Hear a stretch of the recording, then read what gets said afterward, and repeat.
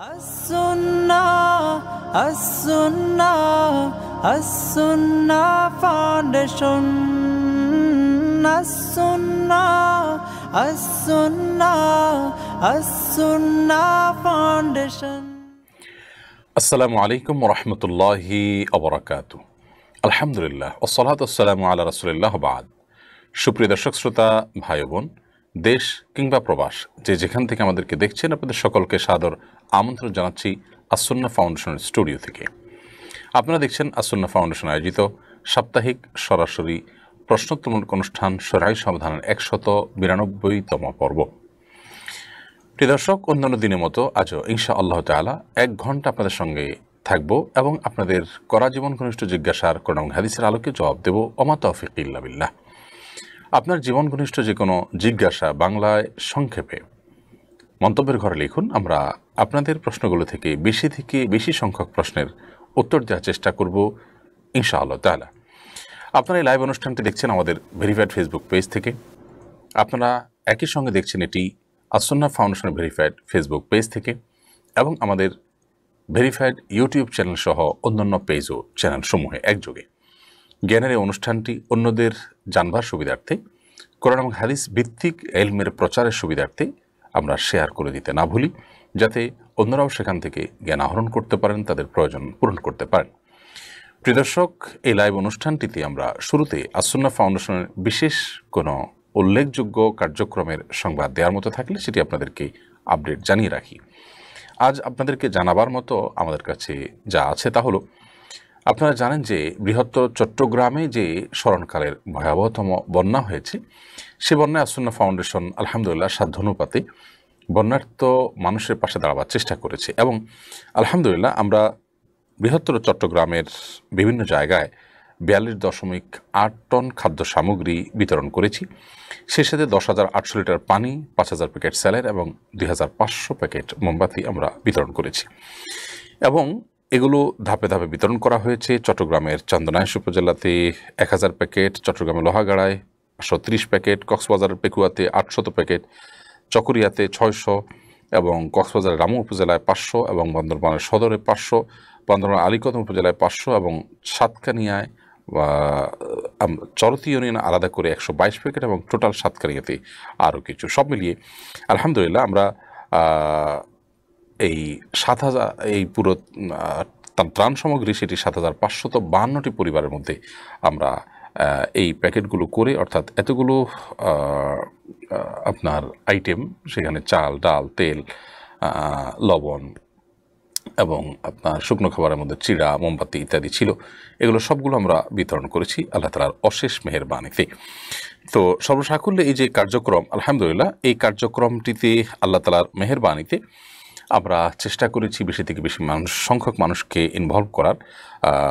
শুকনো খাবারগুলো বেশিরভাগ সাতকানিয়াতে দেওয়া হয়েছে শুরুর দিকে, ১৪০০ প্যাকেট সেখানে গেছে। কক্সবাজার চকরিয়া লামাতে গেছে ৮০০ করে প্যাকেট। আর ভারী খাবার যেগুলো সেগুলো সাতকানিয়া সহ আলীকদম, বান্দরবান, কক্সবাজার এবং চকরিয়া, লোহাগাড়া সব জায়গায় বিতরণ করা হয়েছে। আলহামদুলিল্লাহ আমরা দ্বিতীয় ধাপে যে কার্যক্রম পরিচালনা করছি তা হলো পুনর্বাসন কার্যক্রম। ইতিমধ্যে আপনারা অনেকে জেনেছেন যে আমরা ৩০০ গৃহহারা মানুষ যারা বন্যার কারণে গৃহহারা হয়ে গেছেন, তাদেরকে আমরা ইনশাআল্লাহ দিনে ২ বান করে টিন এবং ১০,০০০ করে টাকা প্রদান করব। এই প্রজেক্টে এখন অংশগ্রহণ করার সুযোগ আছে, যাদের সুযোগ আছে তারা শরীক থাকে। আল্লাহ তাআলা আমাদেরকে তৌফিক দান করুন। চলুন তাহলে আর বিলম্ব না করে আমরা প্রশ্নোত্তরের আলোকিত ভুবনে প্রবেশ করি। আমি শুরুতেই দেখতে পাচ্ছি আজকের লাইভে হেলাল উদ্দিন আপনি লিখেছেন, দেশে সর্বজনীন পেনশন স্কিম চালু হলো, অনেকে এটিকে সুদভিত্তিক বলছেন, কারণ কি? সরকারি চাকরিজীবীদের পেনশন দিলে সুদ হয় না, অন্যদের দিলে সেটা কেন সুদ হবে? বা হেলাল উদ্দিন, আমরা এ বিষয়ে আমাদের ভেরিফাইড ফেসবুক পেজে ইতিমধ্যে জানিয়েছি যে পৃথিবীর বিভিন্ন দেশে সার্বজনীন পেনশন চালু আছে। এই সার্বজনীন পেনশনের মাধ্যমে আপনার সব ধরনের মানুষই তাদের বয়ঃসন্ধিকালে, বৃদ্ধ বয়সে তারা অন্যের উপর নির্ভরশীল না হয়ে নিজের পেনশনের টাকা নিজে চলতে পারেন। এটা অবশ্যই একটা ভালো দিক যে আমাদের দেশে সেটি চালু হচ্ছে, কিন্তু সে সাথে এ উল্লেখযোগ্য যে স্কিমটি ঘোষিত হলো, সেই স্কিমটি শুধুমাত্র একটি কারণে নয়, বরং কয়েকটি কারণে সেটা শরিয়া সম্মত নয়। সেখানে একজন মানুষ যা জমা দিবেন তার চাইতে কম পাওয়ারও কিন্তু সম্ভাবনা আছে, অর্থাৎ সেরকম স্কোপও আছে। আবার অনেক বেশি পাওয়ারও সম্ভাবনা আছে, এবং নির্দিষ্ট টাকা দেওয়ার পর তার চাইতে কম কিংবা বেশি দুইটা পাওয়ার সম্ভাবনা আছে। এটাকে বলা হয় গারার। আর এই গারারের কারণে ইসলামী শরিয়াতে অনেক লেনদেনকে ইসলামী শরিয়াতে জায়েজ মনে করা হয় না। এবং সেই সাথে আপনার অতিরিক্ত যেটা দেওয়া হচ্ছে, সেই অতিরিক্তটা কিসের ভিত্তিতে দেওয়া হচ্ছে? নিশ্চয়ই সেটা বাণিজ্যিক ভিত্তিতে নয়। তো ইনভেস্টমেন্টের বিপরীতে অতিরিক্ত যা নিচ্ছি আমরা, সেটা সুদে গণ্য হচ্ছে। এছাড়াও আকলু আমওয়ালিন নাস বিল বাতিল, ইসলামী শরিয়ার মূলনীতিতে আপনার এই একটি বিষয় আছে যার ভিত্তিতে ইসলামী অর্থনীতিতে অনেক লেনদেন হারাম হয়। মূলত ইসলামী অর্থনীতি মানুষের অধিকারকে সংরক্ষণ করবার জন্য আল্লাহ তার রাসূল সাল্লাল্লাহু আলাইহি সাল্লামের আলোকে অনেক বিধিনিষেধ আমাদের জন্য আরোপ করেছে, এবং সে বিধিনিষেধ লঙ্ঘন করা কোনো মুসলমানের জন্য জায়েজ হবে না। সে আলোকে সার্বজনীন পেনশনের যে বর্তমান স্কিম বলা হয়েছে, সেটি শরিয়া সম্মত কোনোভাবেই নয়। এবং এ বিষয়ে অনেক শরিয়া বিশেষজ্ঞ ব্যক্তিদের সাথে আমাদের আলাপ হয়েছে। হাটহাজারীর সাবেক মুহতামিম, যিনি সদ্য প্রয়াত রাহিমাহুল্লাহ, তার সাথে আমার আলাপ হয়েছে, এবং পটিয়ার মহাপরিচালক মাওলানা ওবায়দুল্লাহ হামজা হাফিজাহুল্লাহ, তার সাথে আমার ব্যক্তিগতভাবে কথা হয়েছে। দেশের শীর্ষস্থানে অনেক ওলামাদের সাথে আমার কথা হয়েছে। তারা সবাই এটা নিয়ে ভাবছেন যে বিকল্প কি স্কিমের প্রস্তাব দেওয়া যায়। ইতিমধ্যে আমরাও বিভিন্নভাবে সরকারের কাছে প্রস্তাব জানিয়েছি যে সুদ মুক্ত বা আপনার সুদ ছাড়া শরিয়াভিত্তিক কোনো স্কিমও যেন চালু করা হয়, কারণ দেশের নাগরিকদের একটা বড় অংশ সুদকে ঘৃণা করে। অবশ্যই তাদের অধিকার দেখাটা কর্তব্য। রাষ্ট্রের সুযোগ সুবিধা যদি সকলের জন্য হয়, তাহলে যারা সুদকে হারাম মনে করে তাদের জন্য অবশ্যই কোনো না কোনো স্কোপ থাকা উচিত, অতএব সেটি থাকা দরকার। আপনি যে প্রশ্নটি এখানে রেখেছেন যে সরকারের চাকরিজীবীদেরকে পেনশন দিলে সুদ হয় না, তাহলে অন্যদেরকে দিলে কেন সুদ হবে? এর উত্তর হলো যে সরকারি চাকরিজীবীদেরকে যে পেনশন দেওয়া হচ্ছে, এটা চাকরিজীবীদের হক, তাদের থেকে রেখে দেওয়া জিনিসটাই তাদেরকে দেওয়া হচ্ছে, অন্যদেরটা তা না। এবং সরকারি চাকরিজীবীদের ক্ষেত্রে হারাম হওয়ার কোনো কারণ কিন্তু বিদ্যমান নয়। তাদের থেকে যা কাটছে এবং সেটা সরকার দিচ্ছে তাদেরকে, এবং তাদের প্রাপ্য এটা। কিন্তু অন্যদের কাছ থেকে সুনির্দিষ্ট টাকা নিয়ে তার বিপরীতে আপনি অতিরিক্ত কিংবা কম টাকা দিচ্ছেন, সেটা কনভেনশনাল যে আপনার ইন্স্যুরেন্স আছে তার মতোই হুবহু। তো কনভেনশনাল ইন্স্যুরেন্সের যে আইডিয়া অনেকটা সেটার মতোই এটা হয়েছে, এবং সেটি যে হারাম, অর্থাৎ কনভেনশনাল আপনার বিমা যেটি, সেটি যে হারাম সে ব্যাপারে কারো কোনো সন্দেহ নেই। অতএব সর্বসাকুল্য কথা হলো যে এটি মৌলিকভাবে সাধুবাদযোগ্য একটি উদ্যোগ হলেও এর জন্য সুদমুক্ত একটা উইং খোলা সময়ের সবচেয়ে গুরুত্বপূর্ণ দাবি। আর না হলে এটি আমরা মনে করছি যে এটি সার্বজনীন হবে না, কারণ সার্বজনীন হতে হলে দেশের বিপুল সংখ্যক মানুষ যে সুদকে হারাম মনে করে তাদের দিকটি বিবেচনা রাখতে হবে। ফয়েজ মুন্সি মিলন, আপনি লিখেছেন, আমি ওমানে এসেছি প্রায় 1 বছর হয়েছে। আমার স্ত্রী বলেছেন দেশে চলে যাওয়ার জন্য, কিন্তু আমার বাবা মা বলছেন 3-4 বছর পরে যাওয়ার জন্য। কার কথা শুনবো, বাবা মায়ের নাকি স্ত্রীর? জটিল প্রশ্ন। কারণ একদিকে বাবা মা তারা নির্দেশ করছেন 3-4 বছর যাওয়ার জন্য, আবার স্ত্রী বলছেন 1 বছরে চলে যাওয়ার জন্য। এই ক্ষেত্রে স্ত্রী যদি আপনাকে যেতে বলেন এজন্য যে তার যে হক, তার যে অধিকার আপনার কাছে, সে অধিকার আদায়ের প্রয়োজন রয়েছে, সেই কারণে যদি বলেন, তাহলে সেক্ষেত্রে আপনাকে অবশ্যই যেতে হবে, এবং বাবা মাকে বিভিন্নভাবে কনভিন্স আপনাকে করতে হবে যে আপনার আসাটা প্রয়োজন। আর এমনিতে তো সাধারণভাবে বাবা মার নির্দেশকে সব কিছুর উপর অগ্রাধিকার দিতে হয়, কিন্তু কারোর অধিকার সংশ্লিষ্ট বিষয়ে যার অধিকার, তার কথাটিকে বিশেষভাবে আমল নিতে এবং গুরুত্বের সাথে আপনার দেখতে হয়। সেই জায়গা থেকে আপনি স্ত্রী যদি আপনাকে শরঈ কারণে বলেন, তাহলে সেক্ষেত্রে অবশ্যই তার কথা শুনবেন। আর যদি এটা ছাড়া এমনি তার আসলে শারীরিক কোনো প্রয়োজন নাই, বা তার সে হক বা অধিকারের জন্য তিনি বলছেন না, বরং বলছেন কথার কথা, অথবা ঝগড়াঝাটি হয়েছে, অথবা অন্য কোনো কারণে, তাহলে সেক্ষেত্রে আপনি মা বাবার নির্দেশকে অগ্রাধিকার দিবেন। আর সবচেয়ে ভালো হয় সমস্ত ক্ষেত্রে সমন্বয় করবার, যে কোনো এক পক্ষকে বুঝিয়ে আপনি যদি তাকে তার অনুকূলে আনতে পারেন, তাহলে সেক্ষেত্রে আপনার জন্য ব্যালেন্সের ডিসিশন নেওয়াটা হবে, সমন্বিত ডিসিশন নেওয়াটা হবে সবচেয়ে বুদ্ধিমত্তার কাজ, এবং সেটি সুখী সংসার এবং সুখী দাম্পত্য জীবন, সুখী পরিবারের জন্য খুব বেশি জরুরি। ফাতেমা তামান্না লিখেছেন, নারীদের মধ্যে চোখের মূল পাপড়ির উপর কৃত্রিম পাপড়ি পরার প্রবণতা শুরু হয়েছে। এর শরঈ বিধান কি? এটি চোখকে অধিক আকর্ষণীয় করে। বোন ফাতেমা তামান্না, চোখের মূল পাপড়ির উপরে কৃত্রিম যে পাপড়ি পরা হয়ে থাকে, সেটি আসলে জায়েজ নয়। প্রথমত সৌন্দর্য বৃদ্ধি করার জন্য এমন কিছু করার জায়েজ নয় যা শরিয়া নিষিদ্ধ কোনো কিছুর আওতায় পড়ে যায়।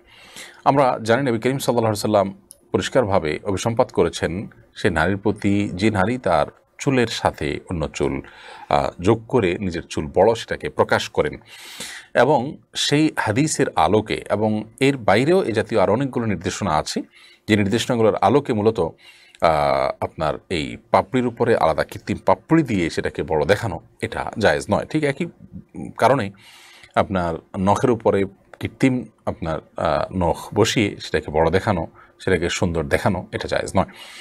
একজন ইমানদার নারী তিনি অবশ্যই সাজসজ্জা করবেন, কিন্তু সেটা শরিয়ার সীমানার মধ্যে থেকে, সীমা লঙ্ঘন করে নয়। মাকসুদুল হক আপনি লিখেছেন, বিবাহের দেনমোহর হিসাবে মেয়ে কি হজ করতে চাইতে পারবে? হজ কি দেনমোহর হতে পারে? এক্ষেত্রে স্ত্রীকে হজ না করানো পর্যন্ত স্বামী স্ত্রী আলাদা থাকতে হবে কি না? সেটার উত্তর আগে দেই। মোহর হিসাবে যা ধার্য হবে তা দেওয়ার আগ পর্যন্ত স্বামী স্ত্রীকে আলাদা থাকতে হবে, এমন কোনো বাধ্যকতা কিন্তু নেই ইসলামে। তবে স্ত্রীর অধিকার আছে মোহর পরিশোধের আগ পর্যন্ত স্বামীকে দূরে থাকতে বা কাছে আসতে বাধা দেওয়ার, এ রাইট স্ত্রীর আছে। কিন্তু এই অধিকারটা স্ত্রী যদি একবার তুলে নেন, অনুমোদন করেন, তাহলে সেক্ষেত্রে পরবর্তীতে আর সেটি থেকে তাকে বাধা দেওয়ার কোনো সুযোগ তার নেই। এবার আসা যাক, হজ এটা মহর হতে পারে কিনা? অবশ্যই হতে পারে। কারণ আপনি যদি বলেন যে আমার হজের মহর হলো যে তুমি আমাকে হজ করাবে, হজ করার জন্য যা দরকার সেটার ব্যবস্থা নিয়ে তুমি আমাকে হজ করাবে, এই হজ এর ব্যবস্থা করবে, এটাই মহর, এরকম যদি ধার্য করেন তাহলে সেক্ষেত্রে সেটা অবশ্যই জায়েজ হবে এবং এতে বিয়ে বিশুদ্ধ হবে। আরিফুর রহমান আপনি লিখেছেন, আমি একটি মসজিদে ইমামতি করি। আমাদের মসজিদ কর্তৃপক্ষ নিয়ম করেছেন যে শুক্রবার মাগরিব, এশা, ফজর ও জুমার নামাজে সূরা কাহফ পড়তে হবে। প্রশ্ন হলো, এভাবে কোনো নামাজের জন্য নিজের পক্ষ থেকে কেরাত নির্দিষ্ট করে নেওয়া সুন্নাহসম্মত কিনা, এবং মুক্তাদি হয়ে ইমামকে নির্দিষ্ট করে কেরাত পড়া নির্দেশনা দেওয়া যায় কিনা? অবশ্যই এটি উচিত কাজ নয়, এবং আপনার মসজিদ কর্তৃপক্ষ বা মুক্তাদিদের জন্য ইমামের জন্য এরকম নির্দিষ্ট কেরাত বেঁধে দেওয়া তাতে এটা আপনি পড়বেন এরকম করা জায়েজ নয়। তারা যেটি করতে পারেন তাহলে ইমাম সাহেবের কাছে মাসনুন কেরাতের অনুরোধ করতে পারেন। আর মাসনুন কেরাতের মানে এই নয় যে নির্দিষ্ট নামাজে নির্দিষ্ট কেরাতই তাকে সব সময়ই দরাবাদা নিয়মে পড়তে হবে, বরং মাঝে মধ্যে তিনি ব্যতিক্রম করতে পারেন, সে স্বাধীনতা তার থাকবে। তাকে অনুরোধ করা হবে যে নবী করিম সাল্লাল্লাহু আলাইহি সাল্লাম সাধারণত সচরাচর যে সালাতে যে কেরাত পড়তেন আপনি সেটা করবেন। সুন্নাহর ডিমান্ড তো করাই যেতে পারে, কিন্তু সূরা কাহফ শুক্রবারে পড়তে হবে সেজন্য আপনি 5 ওয়াক্ত নামাজের মধ্যে ভাগ করে দিয়ে সেটা পড়া, এটা তো সুন্নাহ না। বরং সুন্নাহ হলো ফজরের সালাতে সূরা কাহফ পড়া শুক্রবারে, সেটার জন্য অনুরোধ করা যেতে পারে। সেটাও ধরাবাঁধা নিয়ম বানিয়ে দেওয়া এবং এর ব্যত্যয় হতে পারবে না এমনটি করার কিন্তু সুযোগ নেই। অতএব আমাদের কার কতটুকু আপনার কোন ক্ষেত্রে বলার সুযোগ আছে সেটা আমাদের মাথায় রাখা উচিত। ইমামকে ইমামের জায়গায় রাখতে হবে, ইমামের কাছে আমরা অনুরোধ করতে পারি, নির্দেশ নয়। আর শরীয়ত যেখানে কোনো কেরাত ফিক্স করে দেন সেখানে আমরা কোনো কেরাত ফিক্সও এভাবে করে দিতে পারি না, এটা অবশ্যই অনুচিত এবং নাজায়েজ কাজ।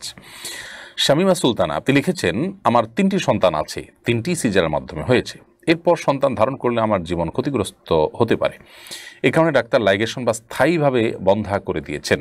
এখন আমি খুব দুশ্চিন্তে আছি, আমার এই কাজটি কতটুকু সঠিক হয়েছে? বোন শামিমা, আপনার জন্য পরবর্তীতে সন্তান নেওয়াটা যদি রিস্কি হয় তাহলে সেক্ষেত্রে সন্তান নেওয়া থেকে বিরত থাকবেন। ইসলাম বলেন একজন মানুষ সন্তান নিতে গিয়ে তার জীবনকে হুমকির মধ্যে ফেলে দিতে হবে, মোটেই তা নয়। কিন্তু স্থায়ীভাবে জন্ম বিরতিকরণ পদ্ধতি প্রক্রিয়া এটা কিন্তু ইসলামে জায়েজ নয়। 3টি সন্তান হওয়ার পর আপনি সন্তান হতে গেলে মারা যাবেন, ব্যাপারটা সেরকম না। আপনার জীবনে কখনো প্রয়োজন হতে পারে, আল্লাহ না করুন 3টা সন্তানই মারা গেলেন, আপনার যদি আবার সন্তান নেওয়ার প্রয়োজন হয় আপনি হয়তো রিস্ক নিতে চাইবেন, কিন্তু সে সুযোগটা চিরতরে বন্ধ হয়ে গেল। তো এই জন্যই লাইগেশন বা স্থায়ীভাবে বন্ধা করার প্রক্রিয়া জায়েজ নয়। এরকম কোনো কাজ করে ফেললে যেটা রিকভার করার সুযোগ নেই তাহলে সেক্ষেত্রে আল্লাহর কাছে কৃতকর্মের জন্য ইস্তেগফার করতে হবে। ইনশাআল্লাহ আল্লাহ সুবহানাহু ওয়া তাআলা ক্ষমাশীল, তিনি ক্ষমা করবেন। আর যদি রিকভার করার সুযোগ থাকে তাহলে রিকভার করে নিতে হবে। বেলাল আহমদ আপনি লিখেছেন, গায়বানা জানাজা সম্পর্কে শরিয়া বিধান কি? এই বিষয়ে আমাদের বহু আগের বেশ কয়েক বছর আগের কিছু বক্তব্য অনলাইনে বিভিন্ন জায়গায় ঘুরছে, আমরা দেখেছি। গায়বানা জানাজা নিয়ে সম্প্রতি অনেক বেশি আলোচনা হচ্ছে।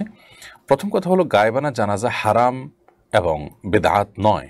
এই কথাটি শুরুতে এই জন্য বলতে হলো যে সম্প্রতি এটাকে অনেকে হারাম বলছেন, অনেকে বেদাত বলছেন, এ জাতীয় বিষয় বলছেন যেগুলো আসলে সঠিক নয়। যে বিষয়ে মুস্তাহিদদের ইস্তেহাদগত গবেষণাগত মতপার্থক্য আছে সেটাকে বেদাত বলা এত সহজ নয়। বেদাতের সংজ্ঞা আমাদেরকে জানতে হবে, তারপর আমরা বেদাত বলতে পারি, অথবা হারাম বলতে হলে হারাম আদৌ কিনা সেটা জানতে হবে। পৃথিবীর কোনো আলেমী গায়বানা জানাজাকে হারাম বলেননি। তবে হ্যাঁ, ফোকাহে আহনাফ এবং আরও কোনো মাযহাবের ফকিহদের মতে গায়বানা জানাজা এটা মাকরুহ যৌক্তিক কোনো কারণ ছাড়া। রাসূল আকরাম সাল্লাল্লাহু আলাইহি ওয়াসাল্লাম নাজাশী বাদশার গায়বানা জানাজা পড়েছেন, সেটির একটি কারণ হতে পারে যে তার জানাজা হয়নি সেখানে, সেজন্য তিনি পড়েছেন। অথবা আমাদের কারোর জানাজা এরকম যদি না হয়, এমন কোনো জায়গায় মৃত্যু হয়েছে জানাজা হয়নি, তাহলে তার গায়বানা জানাজা হতে পারে। আবার অনেক উলামা ইকরাম বলেছেন নবী সাল্লাল্লাহু আলাইহি ওয়াসাল্লাম যেন সেটা খাস। আবার অনেক উলামা ইকরাম, সৌদি আরবের শেখ বিন বাজ রাহিমাহুল্লাহর একটা চমৎকার মত আছে, তিনি বলেছেন এমন কোনো আলেম, এমন কোনো শাসক, এমন কোনো মুজাহিদ যার গায়বানা জানাজা পড়ার মাধ্যমে ইসলাম এবং মুসলমানদের কল্যাণ নিহিত আছে, এরকম বড় কোনো ব্যক্তিত্বের অন্যদেরকে তার জানাজাতে শরীক হওয়ার সুযোগ হয়নি, যেহেতু সেই জায়গা থেকে তাদেরকে গায়বানা জানাজার মাধ্যমে শরীক হওয়ার সুযোগ করে দেওয়া এটা বিশেষ ব্যক্তিদের ক্ষেত্রে জায়েজ হতে পারে। এটা বিন বাজ রহমতুল্লাহ বলেছেন। খোলাসা কথা হলো, বিষয়টাকে নিয়ে আমরা যত আপনার বাড়াবাড়ি কড়াকড়ি করছি বিষয়টা সেই পর্যায়ে না। তবে এটা ঠিক যে ফিকহে হানাফি অনুযায়ী এবং আরও অন্য ফকিহদের ফিকহ অনুযায়ী এটি আপনার মাকরুহ, এবং নবী করিম সাল্লাল্লাহু আলাইহি ওয়াসাল্লাম নাজাশী ছাড়া আর কারোর গায়বানা জানাজা পড়েছেন বলে প্রমাণিত নয়, এবং সাহাবায়ে কেরামও আর কারো গায়বানা জানাজা পড়েছেন বলে প্রমাণিত নয়। আল্লাহু আ'লাম বিসওয়াব। সোহাগ আহমেদ হৃদয় আপনি লিখেছেন, আমি কদিন যাবৎ একটি সমস্যায় ভুগছি। কোনো কাজ করতে গেলেই মনে মনে ভাবনা আসে, যদি এই কাজটি করি আমার স্ত্রী তালাক। এ কারণে আমি স্বাভাবিক জীবনযাপন করতে পারছি না। এখন এই কাজগুলো করার কারণে স্ত্রী তালাক আদৌ হবে কিনা, এ থেকে বাঁচব কীভাবে? ভাই সোহাগ, আপনি কোনো একজন মনোবিজ্ঞানী বা মানসিক রোগের কোনো একজন ডাক্তারের শরণাপন্ন হন, সাইকিয়াট্রিস্টের শরণাপন্ন হন। সেই সাথে আপনি কোনো রাকির শরণাপন্ন হয়ে রুকিয়া করতে পারেন। কারণ আপনার যে সমস্যাটা আছে, সমস্যাটা মূলত আপনার অসুস্থতা, এবং সেই অসুস্থতাটা আপনার কোনো ব্ল্যাক ম্যাজিকের কারণে, হাসাদ ইত্যাদির কারণে যেমন হতে পারে, শারীরিক কারণে হতে পারে, এবং এটা রিকভারেবল। ইনশাআল্লাহ বিদিনিল্লাহ এটি থেকে আপনি পরিত্রাণ পেতে পারবেন। সেই সাথে আপনাকে মাসআলা বলে রাখি, মনে মনে যদি এরকম করতে গেলে আপনার মনে আসে যে এই কাজটা করলে আমার স্ত্রী তালাক, এরকম যদি মনে মনে সারাক্ষণও আসতে থাকে, আপনি নিশ্চিত থাকবেন তাতে আপনার স্ত্রী কখনো তালাক হবেন না। বিধায় আপনি এটার কারণে পেরেশান হবেন না, এবং আপনি যতবার এই কথা মনে করবেন বা আপনার মনে আসবে যে আমি এটা মনে মনে বলছি, তাহলে হয়েছে কি না, আপনি নিশ্চিন্ত থাকবেন আপনার তালাক হয়নি। এবং তালাক হয়েছে কি এটা নিয়ে সন্দেহ করাও আপনার জন্য গুনাহের কথা। আপনি রিফ্রেশ থাকবেন, শয়তানকে সুযোগ দিবেন না। এবং সেই সাথে আপনাকে এও জানিয়ে রাখি, যদি আল্লাহ না করুন আপনার মুখ থেকে এটা বেরো হয়ে যায় ইচ্ছার বাইরে, তাহলে তালাক হবে না। কারণ ইচ্ছার বাইরে মুখ থেকে বের হয়ে গেছে, আপনি ইচ্ছাকৃত বলেন নাই, অসুস্থতার কারণে বের হয়েছে, আপনি এটা বলতে চানও নাই, কি বলছেন আপনি সেটা আপনি জেনে শুনে বলেনও নাই, এরকম যদি আল্লাহ না করুক হয় পরিস্থিতি, তাও তালাক হবে না। বিধায় আপনি শয়তানকে সুযোগ দেওয়া ঠিক হবে না। আপনি দোয়া পড়বেন, আল্লাহুম্মা জাআল ওয়াসাওয়িসা কলবি খাশিয়াতাক, আল্লাহ আমার অন্তরের সমস্ত কুমন্ত্রণাগুলোকে তোমার ভয় দিয়ে তুমি পরিপূর্ণ করে দাও, রূপান্তরিত করে দাও এবং পরিবর্তিত করে দাও, সে দোয়া করবেন। এবং শয়তানের কাছ থেকে পানাহ চাইবেন, আউযু বিল্লাহি মিনাশ শাইতানির রাজিম। মোহাম্মদ তাফসির আপনি লিখেছেন, সিঙ্গাপুরে সাপ্তাহিক ছুটির রবিবারে থাকায় শুক্রবার মসজিদে গিয়ে জুমার নামাজ আদায় করতে দেয়া হয় না, কিন্তু কাজের সাইডে নামাজ পড়ার জন্য ছোট একটা জায়গা আছে, ওখানে কয়েকজন মিলে যদি খুতবা দিয়ে জুমার নামাজ আদায় করা হয় তাহলে কি নামাজ হয়ে যাবে? ন্যূনতম কতজন লাগে জুমার নামাজের জন্য? আপনারা কয়েকজন যদি থাকেন তাহলে সেক্ষেত্রে আপনারা 3 জন মানুষ থাকলে ইনশাআল্লাহ বিদিনিল্লাহ আপনাদের জুমা বিশুদ্ধ হয়ে যাবে, 3 জনকে নিয়ে জুমা পড়া যায়। অতএব আপনি যেখানেই থাকেন না কেন কয়েকজন মিলে সংক্ষিপ্ত খুতবা দিয়ে হলেও জুমার নামাজের উদ্যোগ আপনাদেরকে নিতে হবে। যদি কোনোভাবে নামাজ পড়তে না পারেন একান্ত, সেখানে চাকরি করাই কিন্তু আপনার জন্য জায়েজ হবে না, বিকল্প চাকরির আপনার সন্ধান করতে হবে যেখানে নামাজ পড়তে পারেন। আব্বাসউদ্দিন আপনি লিখেছেন, ইদানিং লক্ষ্য করা যাচ্ছে বিচ্ছেদের 10-15 দিন পরেই কোনো না কোনো মেয়ে অন্যত্র বিবাহ বন্ধনে আবদ্ধ হচ্ছেন, কোনো মেয়ে অন্যত্র বিবাহ বন্ধনে আবদ্ধ হচ্ছেন, ইদ্যত পালন করছেন না। এক্ষেত্রে দ্বিতীয় স্বামীর ঘরে যদি সন্তান হয়, সেই সন্তানকে বৈধ বলা যাবে? দেখুন, বিবাহ বিচ্ছেদের পর ইদ্যত পালন করা ছাড়া যদি অন্যত্র বিয়ে করা হয় তাহলে সেক্ষেত্রে সে বিয়ে বিশুদ্ধ নয়, সে বিয়ে সম্পূর্ণভাবে বাতিল। যার কারণে বিয়ে যদি বিশুদ্ধ নয়, অতএব সন্তানও বৈধ সন্তান হয়েছে বিবাহের ভিত্তিতে, সেটা বলা যাবে না। তবে এখানে অনেকগুলো মাসআলা উৎকলিত হবে, অনেকগুলো শাখাগত বিষয় এখানে আসবে, যার আলোকে আপনার উত্তর দিতে হবে প্রতিটা বিষয়ের শাখাগত বিষয়গুলোকে খুলে খুলে। কিন্তু এতটুকু আমরা বলে রাখলাম যে এই জাতীয় ক্ষেত্রে এ ধরনের পরিস্থিতিতে অবশ্যই আমাদেরকে মাথা রাখতে হবে যে বিবাহ বিশুদ্ধ হওয়ার জন্য ইদ্যত পরিপূর্ণ সময় পার হওয়া শর্ত। তালাকপ্রাপ্তা মহিলার বিবাহ বিশুদ্ধ হবে না যদি তিনি তার এই বিবাহটা ওই ইদ্যতের মধ্যে পড়েন। এবং ঠিকই বলেছেন আপনি যে আমিও খেয়াল করেছি যে আজকাল অনেকেই ইদ্যত কিটা খেয়াল করছেন না।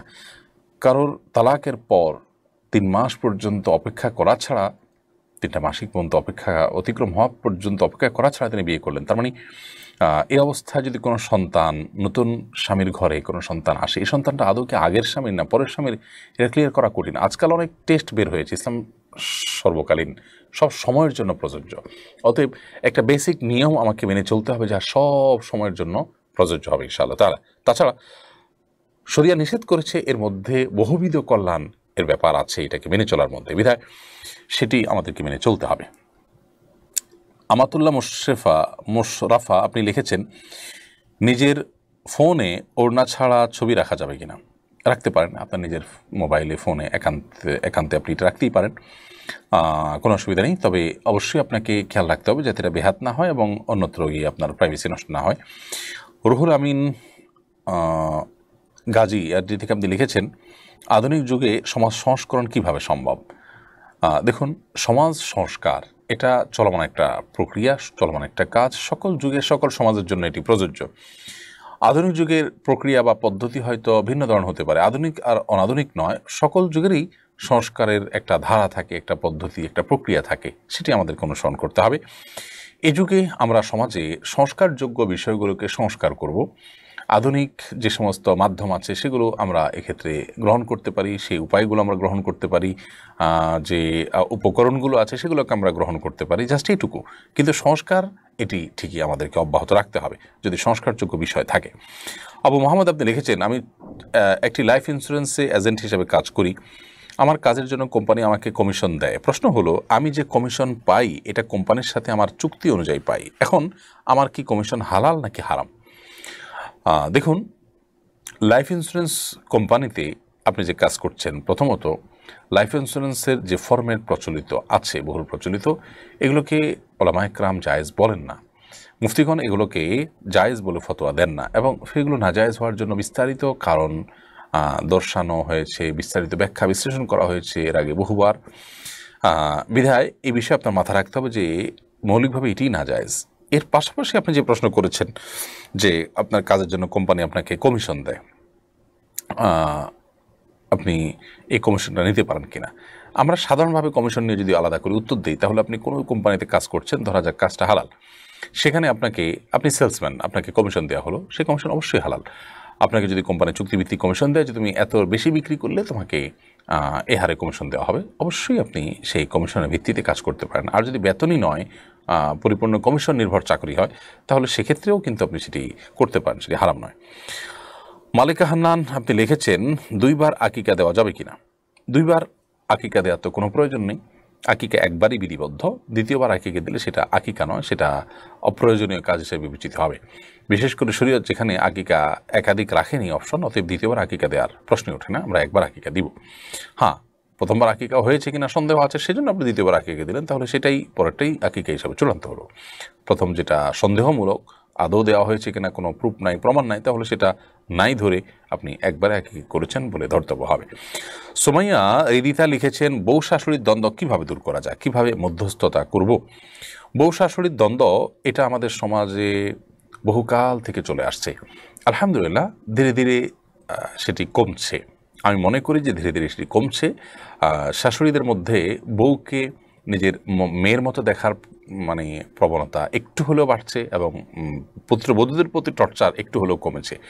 এবং এর পেছনে ওলামায়ে কেরামের যে কাউন্সেলিং, ওলামায়ে কেরামের যে পাবলিক স্পিকিং এবং ওলামায়ে কেরামের যে খুতবা, ওলামায়ে কেরামের যে লেকচারগুলো, সেগুলোর কিন্তু অনেক বড় অবদান ক্ষেত্রে আছে। এবং আলহামদুলিল্লাহ এটি অনেকাংশে কমলেও অনেক জায়গায় এখনও বউ শাশুড়ির দ্বন্দ্ব বেশ প্রকট। এই সমস্ত ক্ষেত্রে প্রথমত বউ হোক শাশুড়ি হোক উভয়কে ধৈর্যশীল হতে হবে। বউ শাশুড়ির ব্যাপারে এই চিন্তা করবেন তিনি বয়স হয়ে গেছে, তার বুঝ আমার মতো নয়, তিনি আগের সময়ের মানুষ যারা আমাদের মতো এত কিছু বুঝেন না, যার কারণে তাকে মাজুর মনে করে সবর করতে হবে। এবং শাশুড়িকে মনে করতে হবে দিন শেষে সে এ যুগের মেয়ে, তার ভিতরে বয়সের স্বল্পতার কারণে আমার মতো এত ম্যাচুরিটি নাও আসতে পারে, সে ভুলভাল বলতে পারে, ভাবতে পারে, আমি এইগুলোকে হজম করি, সবর করি। এভাবে প্রত্যেকে বিপরীত দিকের বিভিন্ন ওজোর আবিষ্কার করে যথাসম্ভব সবর এবং ধৈর্য ধারণ করতে হবে। এটা সুখী আপনার সংসারের জন্য, সুখী পরিবারের জন্য খুবই গুরুত্বপূর্ণ একটা উপাদান। এটা ছাড়া সুখী সংসার কোনো দিনই সম্ভব নয়। স্বামী স্ত্রীর মধ্যেও বোঝাপড়ার গরমিল হলে সেক্ষেত্রে একে অন্যকে এভাবে বিভিন্ন কথা চিন্তা করে বিপরীত দিককার ওজোর আবিষ্কার করে যে তার হয়তো এই সমস্যা আছে, এটি আবিষ্কার করে তারপরে সবর করতে হবে।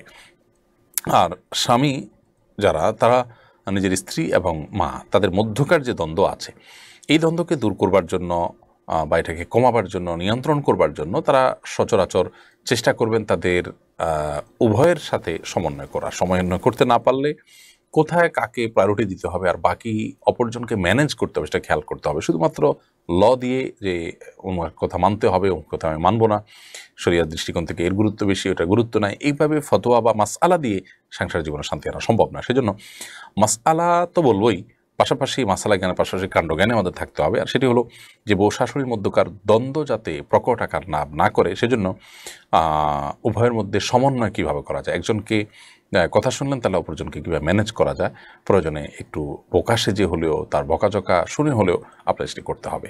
আল্লাহ তাআলা আমাদেরকে তৌফিক দান করুন। শিশির মজুমদার আপনি লিখেছেন, শ্বশুর যদি কামভাব নিয়ে ছেলের বউকে স্পর্শ করেন, যদি ছেলের বউয়ের কোনো দোষ নেই, তাতে কি ওই বউ তার স্বামীর জন্য হারাম হয়ে যাবে? এটি খুবই ক্রিটিক্যাল, মুখতালাফি বা মতবিরোধপূর্ণ একটি মাসআলা, যেটি আমরা স্কিপ করছি, যেটা নিয়ে দীর্ঘ আলোচনা করতে হবে। এবং এই সমস্ত প্রশ্ন যেগুলোতে অনেক বেশি আপনার দালিলিক আলোচনা ছাড়া শুধুমাত্র আমরা যদি উত্তর দিই, অনেক ক্ষেত্রে ধোঁয়াশা হতে পারে, আল্লাহ রহম করুন, সেজন্য আমরা স্কিপ করছি।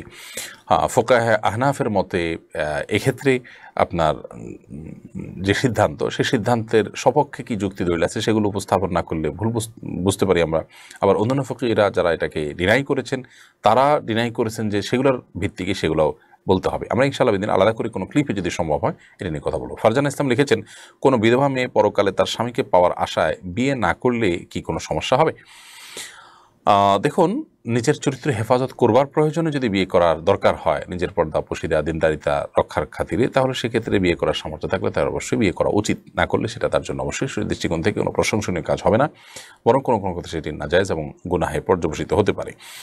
আর সেই সাথে বিধবা মেয়ে যদি পরকালে স্বামীর ভালোবাসা যে তার সাথে সাক্ষাৎ হবে, আমি আর কাউকে স্বামী হিসাবে নিতে চাই না, মানতে চাই না, এই জায়গা থেকে তিনি যদি বিয়ে না বসেন এবং তার চরিত্রের কোনো অসুবিধা না হয়, তাহলে সেটা তিনি করতে পারেন, সে সুযোগ তার আছে।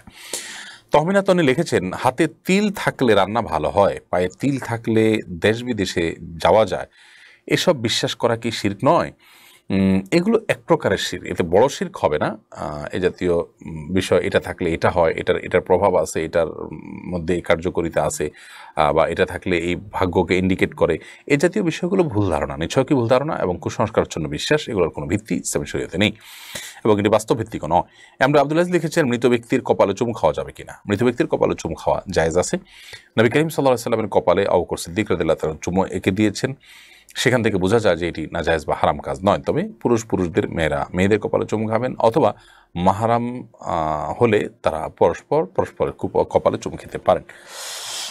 আসাদুল্লাহ মাহমুদি আপনি লিখেছেন, আহলে কোরআনের পরিচয় কি? তাদের ইতিহাস কোথা থেকে শুরু? আহলে কোরআন বলতে যারা নিজেদেরকে দাবি করছে আজকাল, এরা মূলত মুনকেরে হাদিস বা হাদিস অস্বীকারী। আর এই লোকগুলোর সূচনা, শুরু অনেক আগে থেকেই হয়েছে। মিশরে তাদের উত্থান এবং তাদের ক্রমবিকাশ হয়েছে সবচেয়ে বেশি, এবং আজও পৃথিবীর বিভিন্ন প্রান্তরে এই হাদিস অস্বীকারী মানুষদেরকে পাওয়া যায়। বাংলাদেশেও দুঃখজনকভাবে তাদের কর্মতৎপরতা দেখা যায়। এরা দিন শেষে ইসলামকে মূলত সন্দেহের মধ্যে ফেলে দিতে চায়, ইসলাম থেকে আপনার মানুষকে দূরে সরাবার ষড়যন্ত্র হিসাবে মূলত এই কাজটি প্রচলিত, যদিও কেউ বিভ্রান্তির কারণে না বুঝে তারা হাদিস অস্বীকার করছেন বা এই বিভ্রান্ত ফেরকার দলভুক্ত হচ্ছেন। ইসরাত জাহান লিখেছেন, জোহরের আউয়াল ওয়াক্তে নামাজ শুরু করে নামাজ চলাকালীন আজান দিলে তখন আজানের জবাব দিতে পারি না, এক্ষেত্রে কি করতে পারি? আউয়াল ওয়াক্তে নামাজ শুরু করার কারণে আজানের জবাব দিতে পারেন না, তাহলে আজানের জবাব দিয়ে তারপর শুরু করবেন। আউয়াল ওয়াক্ত মানে তো এই না যে একেবারে কাটা সেকেন্ড মিনিট হিসাব করে আপনি দিবেন। আজান শুরু হয়েছে, আজান দিয়ে জবাব দিবেন, এরপর আপনি নামাজ পড়বেন, সেটি হলো সবচেয়ে উত্তম। দুইটাই আপনি একসাথে লাভ করতে পারবেন এর মাধ্যমে। নিশাত হাসান লিখেছেন, আমাদের এখানে কিছু কিছু মসজিদে নামাজের প্রথম কাতারে ইমাম সাহেব দাঁড়িয়ে নামাজ পড়ান, দ্বিতীয় কাতারে মুসল্লিরা দাঁড়ান, এ সম্পর্কে কিছু বলবেন? আপনি সম্ভবত বোঝাতে চেয়েছেন যে মেহরাব ছেড়ে প্রথম কাতারে দাঁড়িয়েছেন, কোনো অসুবিধা নেই। প্রথম কাতারে ইমাম সাহেব দাঁড়ালেন, পরের কাতার থেকে দ্বিতীয় কাতার থেকে নামাজ হলো, বা দু চারটা কাতার রেখে তারপর নামাজ হলো, কোনো অসুবিধা নেই। এর কারণে নামাজ হবে না বা নামাজ মাকরু হবে, ব্যাপারটা সেরকম নয়। মেহরাবেই ইমামকে দাঁড়াতে হবে এমনটি বাধ্যবাধক বিষয় নয়। মেহেদী হাসান লিখেছেন, নামাজের সময় হাঁচি আসলে আলহামদুলিল্লাহ বলতে হবে কিনা? নামাজের সময় যখন হাঁচি আসবে তখন আমরা আলহামদুলিল্লাহ বলতে হবে না, বরং নামাজের মধ্যে আমাদের যে আমল প্রচলিত আছে সেটাকে আমরা অব্যাহত রাখবো। প্রিয় দর্শক, দেখতে দেখতে আমাদের অনুষ্ঠানটি ঠিক মাঝামাঝি পর্যায়ে এসে পৌঁছেছে, বিধায় আমরা ছোট্ট একটি বিরতিতে যাচ্ছি, যেটা সামান্য কয়েক সেকেন্ডের। আশা করছি বিরতির পর আবার আমাদের সঙ্গে আপনারা থাকবেন। সুন্নাহ ফাউন্ডেশন মসজিদ কমপ্লেক্স ও ইসলামিক সেন্টার একটি লালিত স্বপ্ন। ইনশাআল্লাহ শিক্ষা, সেবা ও দাওয়া সহ ফাউন্ডেশনের বহুবিধ কার্যক্রমের কেন্দ্র হবে এই কমপ্লেক্স। ঢাকার নতুন বাজারের অদূরে কেনা জমিতে শীঘ্রই নির্মাণ কাজ শুরু হবে ইনশাআল্লাহ। সাদাকায়ে জারিয়ামূলক এই প্রকল্পে শরীক হতে পারেন আপনিও। সুন্নাহ ফাউন্ডেশন অসহায় দরিদ্রদের দারিদ্র্য দূরীকরণ ও স্বাবলম্বীকরণের লক্ষ্যে সুন্নাহ ফাউন্ডেশন পরিচালনা করছে স্বাবলম্বীকরণ প্রকল্প। স্বাবলম্বীকরণ প্রকল্পের আওতায় এ যাবৎ প্রায় ৩,০০০ মানুষকে প্রশিক্ষণ ও স্বাবলম্বীকরণ উপকরণ প্রদান করা হয়েছে। আপনার জাকাতের অর্থে স্বাবলম্বী হতে পারে অসহায় দরিদ্র মানুষ।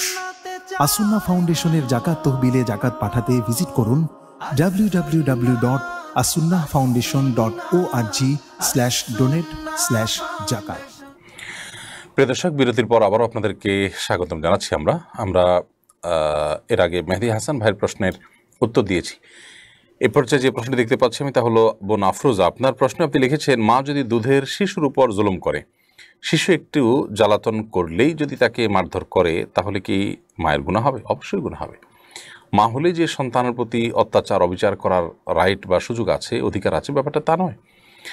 প্রত্যেকটা ব্যক্তির প্রতি আমাদেরকে ইনসাফ করতে হবে। জুলুম কারোর প্রতি জুলুম করার কোনো সুযোগ নেই। এমনকি মা সন্তানের প্রতি নয়, স্বামী স্ত্রীর প্রতি নয়, ভাই ভাইয়ের প্রতি নয়, কেউ কারোর প্রতি জুলুম করার সুযোগ নেই। অতএব ছোটো বাচ্চা, তার প্রতি যদি জুলুম হয়, একটা হলো যে তাকে সতর্ক করা। যদিও ছোটো বাচ্চা মানুষ, তারপরও যতটুকু করলে সে বুঝবে অথবা তার ক্ষতি থেকে তাকে বাঁচানো যাবে ততটুকু করা যেতে পারে। কিন্তু যেহেতু সে শাসনের উপযুক্ত নয়, শাসন বা জেদ মেটাতে গিয়ে তাকে মারধর করা, প্রহার করা, সেটা অবশ্যই গুনাহের কারণ হবে। বিশেষ করে এটি যদি তার কষ্টের কারণ হয় এবং জুলুমের পর্যায়ে পড়ে। শরীফুল ইসলাম পাটোয়ারি, আপনি লিখেছেন, যদি ভুলে নাপাক জায়গায় নামাজ পড়ে এবং পরে জানতে পারে এটা নাপাক ছিল, তাহলে নামাজকে আবার পড়তে হবে, যে নামাজটি আবার পড়ে নেবেন। তুলির রহমান, আপনি লিখেছেন, 4 রাকাত সুন্নাত নামাজ পড়ার জন্য আগে থেকে সূরা নির্ধারণ করে রাখা যাবে কিনা? প্রশ্নটি ঠিক পরিষ্কার না যে আপনি সুন্নাত আগে থেকে সূরা নির্ধারণ করে রাখা বলতে কি বুঝিয়েছেন আপনি? সূরা ফাতিহা তো পড়বেনই, তার সাথে অন্য সূরা মেলাবেন। আপনি কোনো নামাজে বিশেষ কোনো সূরা পড়তে পারেন, কিন্তু যদি আপনি নির্ধারণ করে রাখেন যে এই সূরা ছাড়া আমি কোনোটাই পড়বো না, ফিক্স করে রাখেন, তাহলে অনেক ইমামদের মতে সেটি মাকরুহ। আগে থেকে এরকম ফিক্স করেই রাখলে। আর যদি ব্যাপারটা এরকম হয় যে না, আপনার এই সূরাটা ভালো লাগে সেজন্য আপনি তেলাওয়াত করেন, এর মর্মের কারণে এটা আপনি বেশি বেশি পড়েন, আর ওটা ফিক্স করে রাখাও নয়, বরং আপনি বেশি পড়েন, বা কোনো বিশেষ নামাজে নবী সাল্লাল্লাহু আলাইহি ওয়াসাল্লাম কোনো সূরা পড়ছেন সেজন্য আপনি এটা পড়ছেন, তাহলে তো সেটি অবশ্যই জায়েজ। মোহাম্মদ সাহেব লিখেছেন, নামাজের আগে যদি কিছু খাই, তা যদি কিছু অংশ মুখের ভিতর রয়ে যায় এবং তা যদি নামাজ চলা অবস্থায় গিলে ফেলি, তাতে কি নামাজের কোনো সমস্যা হবে? নামাজের মধ্যে যদি আপনি গিলে ফেলে এবং সেটার পরিমাণটা যদি বেশি হয়, একটা বুট বা চনা এই টাইপের যদি হয় এবং এটা যদি আপনি গিলেন, তাহলে সেক্ষেত্রে আপনার অবশ্যই নামাজ হবে না। সাদিকুর রহমান সিয়াম, আপনি লিখেছেন, অনেকে বলে সূরা কাহাফ নাকি জুমার আগে পড়তে হয়, জুমার নামাজের পরে পড়লে নাকি পাপ হয়, আর সূরা কাহাফের ফজিলতটা একটু বলবেন? জুমার আগে পড়তে হয়, জুমার পরে পড়লে পাপ হয়, এরকম কোনো কথা কোন হাদিসের আলোকে প্রমাণিত নয়, বরং এটি মনে করা কথা। আমাদেরকে এ বিষয়ে সতর্ক থাকতে হবে, কোন হাদিসের নামে যেন আমরা মনে করা কোনো কথা না বলি। বরং জুমার দিন যে কোনো সময় সূর্য অস্ত যাওয়ার আগ পর্যন্ত যে কোনো সময় সূরা কাফ পড়লেই আপনার সালাত হয়ে যাবে। সূরা ফাতিহা পাঠের যে ফজিলত সেটি আদায় হবে ইনশাআল্লাহ তাআলা। বিদায় সেটি আমাদেরকে করতে হবে। এর পাশাপাশি যেটা আমাদেরকে মনে রাখতে হবে যে সূরা কাহাফ এটি নবী করিম সাল্লাল্লাহু আলাইহি ওয়াসাল্লামের প্রতি আপনার কি বলে এটাকে, তার একটা সুন্নাহ হলো, তার থেকে বর্ণিত আছে যে সূরা কাহাফ যদি কেউ পড়ে জুমার দিনে তাহলে সেটি কিয়ামতের ময়দানে তার জন্য নূর বা আলোর ভূমিকায় অবতীর্ণ হবে। অতএব সূরা কাহাফ শুক্রবার বৃহস্পতিবার সন্ধ্যা থেকে নিয়ে শুক্রবার সন্ধ্যা পর্যন্ত পুরো সময়ের মধ্যে আমাদের পড়া উচিত। সেটা ভেঙে ভেঙে হলেও একসময় পড়তে না পারলেও, অর্থাৎ একই টাইম বসতে না পারলেও আমাদের পড়া উচিত। নোশা এআইডি থেকে আপনি লিখেছেন শুধুমাত্র বিয়ের রেজিস্ট্রি হয়েছে, নিয়মতান্ত্রিক বিয়ে হয়নি, এতে কি স্বামী স্ত্রী একসাথে চলাফেরা এবং কথাবার্তা মেলামেশা করতে পারবে? রেজিস্ট্রি হয়েছে, নিয়মতান্ত্রিক বিয়ে হয়নি, এর মানে কি?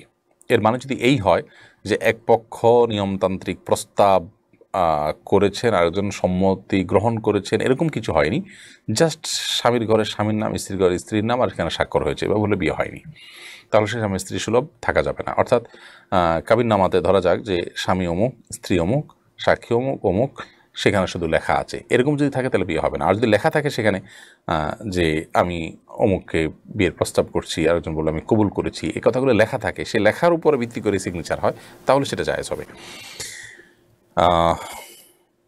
এরপরে প্রশ্ন হলো, অপরাধী নয় এমন ব্যক্তিকে মিথ্যা অপবাদ দিয়ে দোষী সাব্যস্ত করলে তার বিধান কি হবে?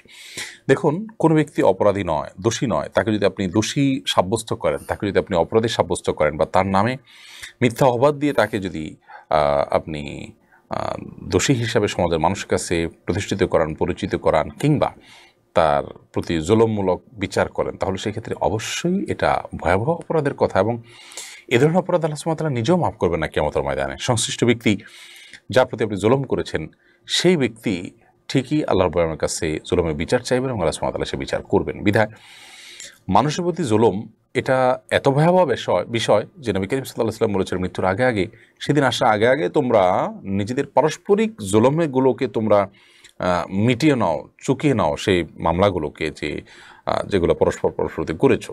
যদি এগুলা দুনিয়া থেকে চুকিয়ে যেতে না পারো, যার প্রতি জুলুম করেছো তার কাছ থেকে এটা যদি সুরাহা করে নিতে না পারো, তাহলে সেক্ষেত্রে কি আমাদের ময়দানে কিন্তু আল্লাহ রাব্বুল আলামিন এগুলোর জন্য পুঙ্খানুপুঙ্খ বিচার করবেন। আল্লাহ রাব্বুল আলামিন এই ধরনের জুলুম থেকে, এই ধরনের ভয়াবহ অপরাধ থেকে আমাদেরকে বেঁচে থাকার তৌফিক দান করুন। নিরপরাধ মানুষদেরকে দোষী সাব্যস্ত করার জন্য যদি কোনো গণমাধ্যমের কর্মী কোনো বিশেষ স্বার্থে বা আপনার অনুরাগ বিরাগের বশবর্তী হয়ে কোনো মানুষকে আপনার দোষী সাব্যস্ত করার হীন চেষ্টা করে বা এরকম কোনো কাজ করে, কোনো পুলিশ সদস্য তিনি যদি করেন, কোনো বিচারক যদি করেন, কোনো পলিটিশিয়ান যদি করেন, সবার ক্ষেত্রে একই কথা প্রযোজ্য। এবং আমরা অনেকে আছি নামাজ কালাম পড়ি, কিন্তু এই কাজগুলো অহরহ করছি এবং সেগুলোতে আমাদের বিবেকে একবারও বাধা দিচ্ছে না যেগুলো আমরা হারাম কাজ করছি, অন্যায় কাজ করছি। অবশ্যই তার জন্য আল্লাহ সুবহানাহু ওয়া তাআলার কাছে আমাদেরকে ধরা পড়তে হবে এবং জবাবদিহি করা লাগবে। তুলির রহমান আপনি লিখেছেন, 4 রাকাত সুন্নত নামাজ পড়ার জন্য আগে থেকে আপনার প্রশ্ন উত্তর আমরা দিয়েছি। শাকি হুসাইন লিখেছেন, আমার মা পা ব্যথার জন্য নামাজ দাঁড়িয়ে পড়তে পারেন না, টুলে বসে নামাজ হবে কিনা?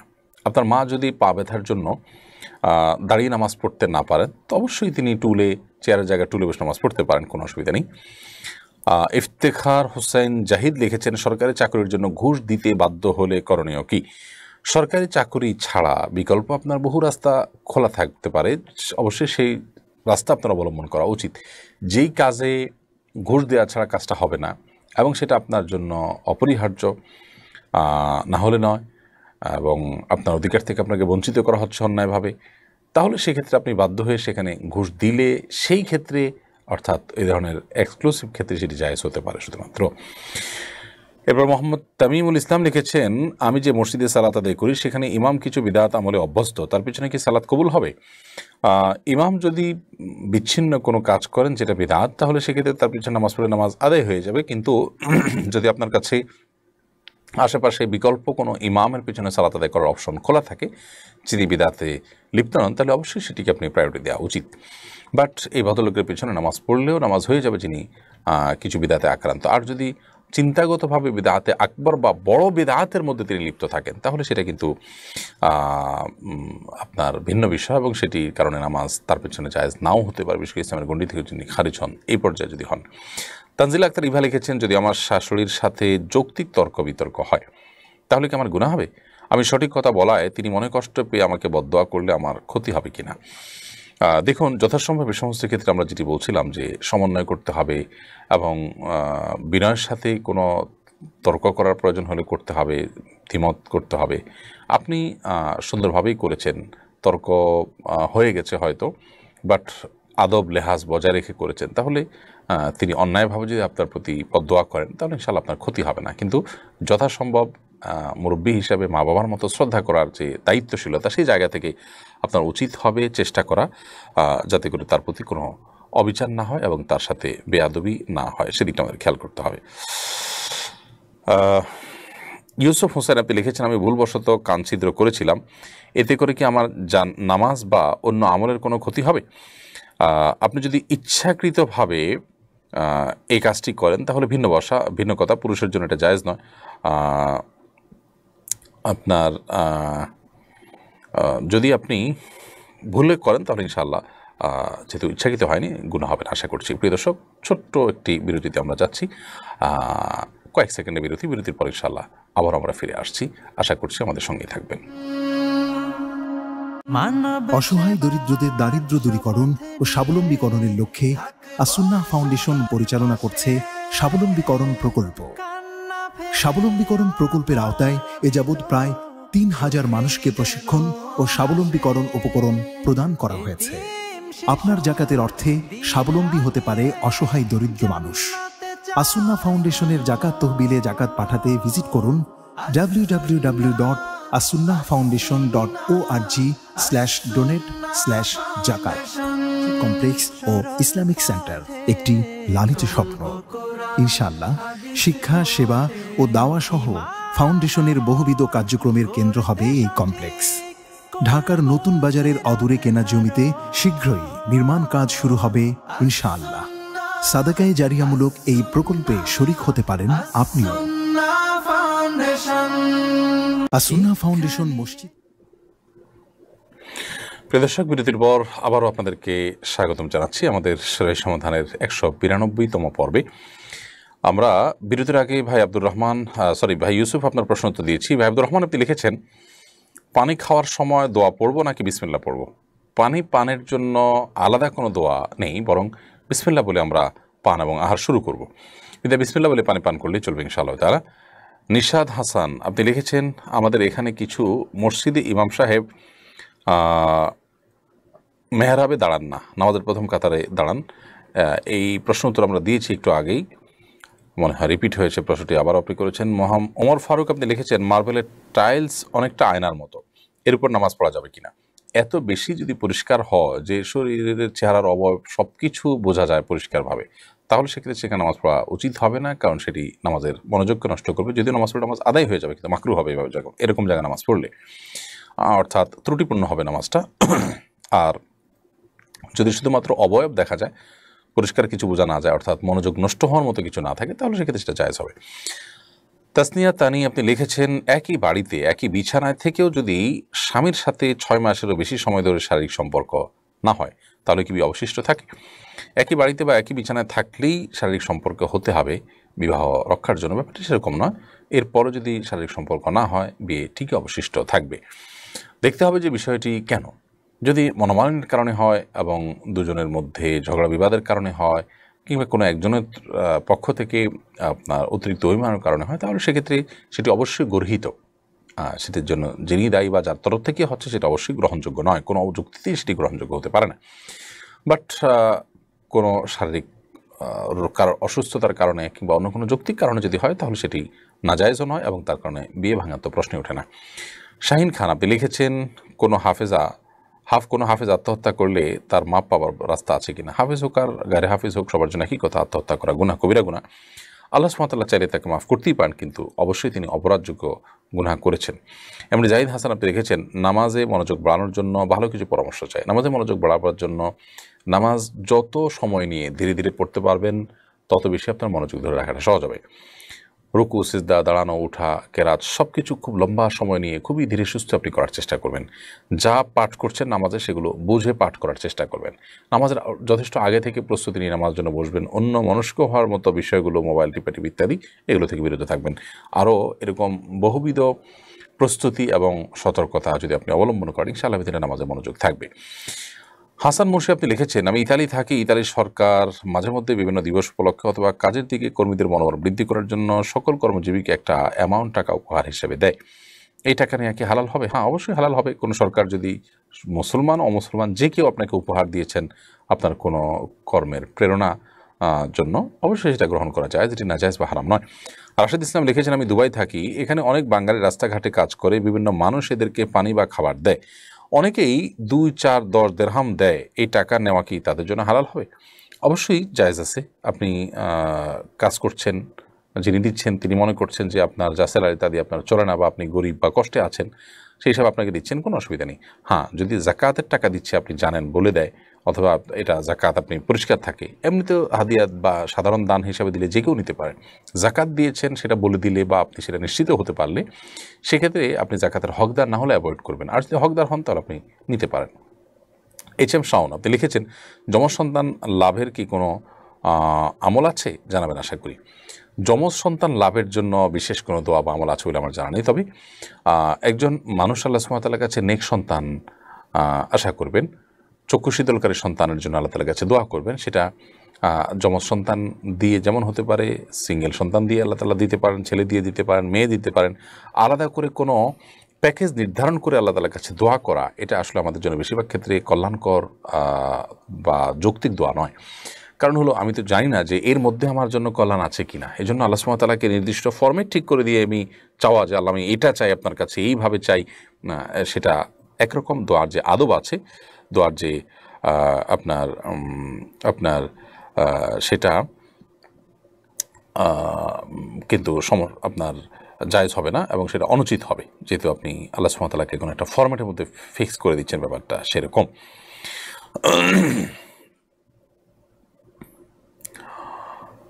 জান্নাতুল ফেরদাউসি আপনি লিখেছেন আমার স্বামী নমুসলিম, তার মা বাবা হিন্দু, এখন সে তার বাবার বাড়ি গিয়ে বেড়াতে পারবে, খেতে পারবে কিনা, থাকতে পারবে কিনা? আপনার স্বামী নমুসলিম এবং তার বাবার বাড়িতে গেলে তিনি সেখানে যদি হালাল খাবার তারা সরবরাহ করেন, অবশ্যই সেটি খেতে পারেন। তাদের সাথে মিলা মেশা, উঠা বসা, তাদের খাবার খাওয়া, তাদের খাওয়ানো, এগুলো জায়েজ আছে। হারাম কিছু যদি পরিবেশন করেন সেটা ভিন্ন কথা, সেটা খাওয়া জায়েজ নয়। আপন লাবু আপনি লিখেছেন মৃত ব্যক্তির জন্য দান করলে দানকারীর কোনো সওয়াব হবে কিনা? মৃত ব্যক্তির জন্য আপনি যদি দান করেন তাহলে আপনি নিজের টাকা দান করেছেন আরেকজনের কল্যাণ করার জন্য, আল্লাহ সুবহানাহু ওয়া তাআলা আপনাকে অবশ্যই বঞ্চিত করবেন না। আপনি তো ভালো কাজ করেছেন, মৃত ব্যক্তিকে সওয়াব দান করেছেন বা সওয়াবের জন্য দান করেছেন, মানে হলো একজন মানুষকে আপনি উপকার করেছেন, মৃত ব্যক্তিকে, তো এটা ভালো কাজ করেছেন। আর ইন্নাল্লাহা লা ইউযিউ আজরা মান আহসানা ইন্নাহু লা ইউযিউ আজরা মান আহসানা আমালা, যিনি আল্লাহ সুবহানাহু ওয়া তাআলার কাছে আপনার ভালো কাজ করেন আল্লাহকে খুশি করার জন্য কোনো কিছু, তাকে আল্লাহ রাব্বুল আলামিন তার আমলকে নষ্ট করেন না। বিধায় আপনি অবশ্যই আল্লাহ তাআলার কাছে বিনিময় পাবেন, আপনি দানকারী হিসেবে। তা যে কেউ দান করুক মৃত ব্যক্তির জন্য, মৃত ব্যক্তি সওয়াব পাবেই, দানকারী আল্লাহ সুবহানাহু ওয়া তাআলার কাছে অতিরিক্ত সওয়াব পাবেন। আব্দুল মুতাকাব্বির আপনি লিখেছেন আমরা কথায় কথায় বলে ফেলি যে আমার অমুক কাজটা করা ফরজ হয়ে গেল, এভাবে বলা ঠিক হবে? এভাবে বলার মানে এইটা না যে এটা শরিয়ত যে ফরজ করেছে, কোরআন হাদিস যে ফরজ করেছে সেরকম ফরজ হয়েছে। এখানে উদ্দেশ্য হয় ফরজ মানে আবশ্যক, আক্ষরিক অর্থে ফরজ বোঝানো হয়, ওই উদ্দেশ্যে বললে অসুবিধা নেই। মোহাম্মদ নূর নবী ইসলাম আপনি লিখেছেন আমি পর্নোগ্রাফি ভিডিওতে আসক্ত, আমি থেকে বাঁচতে চাই, পরামর্শ কাম্য। প্রথমত বিয়ে শাদী করার চিন্তা করেন, শুধু বিয়েতেই এটা থেকে রক্ষা পাওয়া যায় না। এটার যে উপায়গুলো আছে সেগুলো থেকে আপনি সরে আসতে হবে। কোনো প্রয়োজনে নেট এবং স্মার্টফোন এটার ব্যবহার বন্ধ করে দিতে হবে একটা সার্টেন টাইমের জন্য, এবং প্রয়োজনে আপনাকে নির্জনতা বা যে জায়গাগুলোতে এগুলো হয় সেগুলো অ্যাভয়েড করে সবসময় মানুষের কোলাহলের মধ্যে বা মানুষজনের মধ্যে আপনাকে থাকার চেষ্টা করতে হবে। সে সাথে আল্লাহর কাছে দোয়া এবং পানাহ চাইবেন। তৌফিক ওমর আপনি লিখেছেন, মেয়েরা আজান দেওয়ার সাথে সাথে কি নামাজ পড়তে পারবে? অনেকে বলে মসজিদে জামাত হওয়ার আগে মেয়েদের ঘরে নামাজ পড়া যায় না। এটা ভুল ধারণা যে মসজিদে নামাজ পড়ার আগে মেয়েরা পড়তে পারবে না, ওয়াক্ত হয়ে গেছে, আপনি পড়তে পারবেন। রুবেল হোসেন আপনি লিখেছেন, জামাতের নামাজে মুক্তাদির ওয়াজিব তরক হলে করণীয় কি? জামাতে যে নামাজ হবে সেই নামাজে মুক্তাদির যদি কোনো ওয়াজিব তরক হয় তার জন্য সিজদা সাহু দিতে হবে না, যেহেতু ইমাম সামনে আছেন। ইমাম এর অধীনে থাকলে আলাদা করে সিজদা সাহু দিতে হয় না। এমনি মিসবা লিখেছেন, শীষ দিলে কি গুনাহ হবে?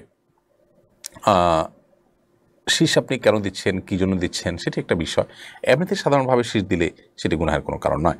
মোল্লা আবুল বারি তালেব আপনি লিখেছেন, মোল্লা আব্দুল বারি তালেব আপনি লিখেছেন, প্রাপ্তবয়স্ক হওয়ার পরও যদি দাড়ি না গজায় তাহলে বাবরি চুল রাখা যাবে কিনা? বাবরি চুল রাখার জন্য দাড়ি থাকা জরুরি কিনা? না, এটার সাথে দাড়ি থাকা আবশ্যক এমন কোনো কথা নেই।